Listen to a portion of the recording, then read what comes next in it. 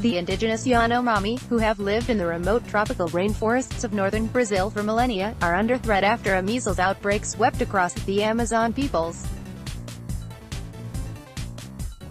If emergency medical support is not provided, it could prove catastrophic for the tribe's people. According to non-profit groups, these tribes are the most vulnerable peoples on the planet, said Stephen Quarry, director of Survival International, a not-for-profit group working to protect indigenous groups. Urgent medical care is the only thing standing between these communities and utter devastation, he added in a statement on the group's website. The first reports of measles began to surface in March. There have been as many as 100 cases reported in the Yanomami tribe, who live on both sides of the Venezuela-Brazil border.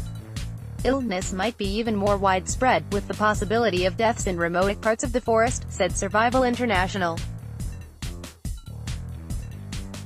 Authorities have reported at least 500 infections in northern Brazil, and they are investigating another 1,500 suspected cases.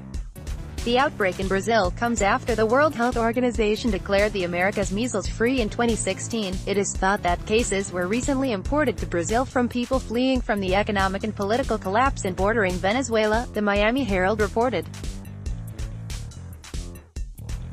Measles is a viral infection that spreads through the air and can cause severe health problems, including pneumonia, brain swelling and death.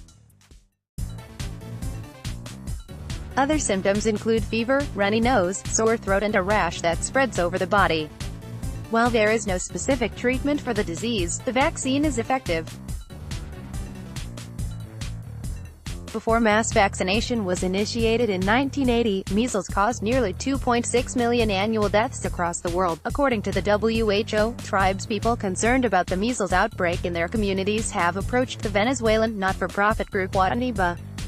The alarm is great because of the epidemiological vulnerability of these people to this disease, the group said on its website.